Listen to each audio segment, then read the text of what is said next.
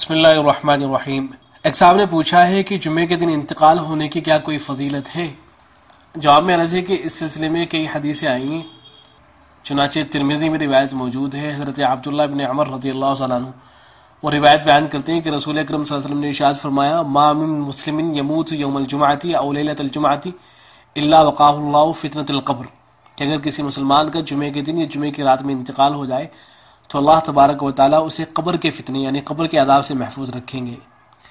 ایسے ہی مسند احمد میں روایت ہے، قال رسول اللہ صلی اللہ علیہ وسلم: من مات یوم الجمعۃ او لیلۃ الجمعۃ وقی فتنۃ القبر، کہ اگر کسی آدمی کا، اللہ کے نبی نے ارشاد فرمایا کہ اگر کسی آدمی کا انتقال ہو جائے جمعے کے دن یا جمعے کی رات میں تو اللہ تبارک و تعالیٰ اسے قبر کے فتنے سے محفوظ رکھیں گے۔ ایسے ہی مجموع الزوائد میں روایت ہے۔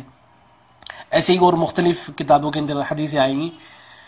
ان روایتوں کی سندوں پہ اگرچہ کلام ہوا ہے، لیکن اہل علم کا خیال یہ ہے کہ یہ مختلف سندیں مل کر حسن یا صحیح درجے کو پہنچ جاتی ہیں۔ چنانچہ ناصر الدین البانی وہ لکھتے ہیں کہ فالحدیث بمجموع طرق حسن و صحیح، کہ حدیث اپنے تمام طرق کے ساتھ یا تو حسن درجے کو پہنچ جاتی ہے یا صحیح ہو جاتی ہے۔ احکام الجنائز للالبانی صفحہ نمبر 35۔ ایسے ہی علامہ سیوطی رحمۃ اللہ علیہ نے جامع صغیر میں اس روایت کو حسن قرار دیا ہے، اور احمد شاکر نے مسند احمد میں اس روایت کو صحیح قرار دیا ہے۔